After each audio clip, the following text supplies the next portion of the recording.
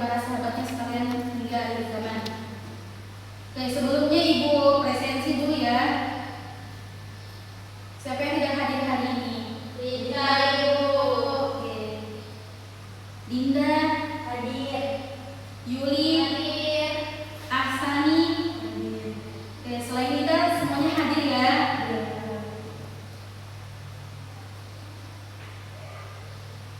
Sebelum kita lanjut ke materi yang akan lebih baiknya, kita berdoa terlebih dahulu. Berdoa dimulai. Berdoa selesai. Oke, selanjutnya kita langsung masuk pada materi kita hari ini, yaitu struktur dan mekanisme sistem pencernaan pada hewan vertebrata mamalia, yaitu hewan sapi. Nah, sapi adalah hewan ternak yang dipelihara oleh manusia untuk diambil dagingnya, susunya, dan juga dimanfaatkan tenaganya. Sapi termasuk hewan herbivora atau hewan pemakan tumbuhan, dan sapi juga termasuk hewan pemakan biak. Nah, tadi di judul materi kita itu ada kata vertebrata dan juga mamalia. Jadi vertebrata itu adalah hewan yang bertulang belakang, sementara mamalia yang sering kita kenal adalah hewan yang bisa melahirkan. Jadi sapi adalah hewan yang bertulang belakang dan hewan yang bisa melahirkan. Selanjutnya struktur sistem pencernaan pada sapi. Yang pertama itu mulut, kemudian kerongkongan atau esofagus, yang ketiga itu rumen, terus retikulum, omasum, abomasum, terus usus halus, usus besar, rektum, dan anus. Nah, selanjutnya mekanisme sistem pencernaan pada hewan sapi. Cara kerja sistem pencernaan pada sapi dimulai saat sapi memakan rumput menggunakan mulutnya. Nah, rumput dikunyah sebentar di dalam mulut, dibantu dengan air liur untuk memudahkan ketika makanannya ditelan.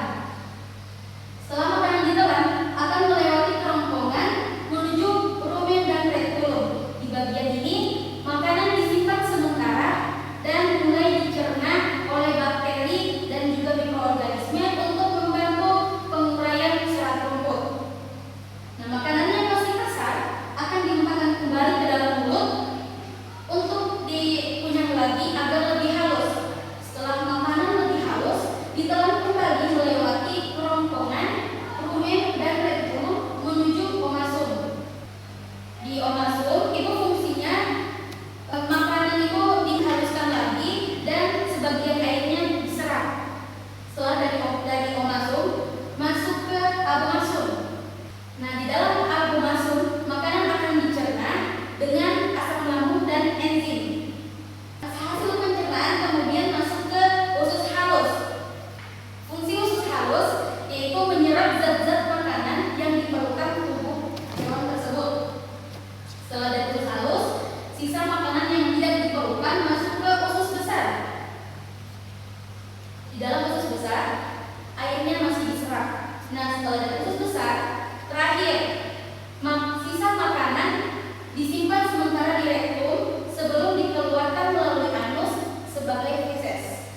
Nah, anak-anak, jadi itu materi kita hari ini tentang struktur dan mekanisme sistem pencernaan pada sapi. Nah, sekarang Ibu kasih kesempatan untuk satu orang penanya.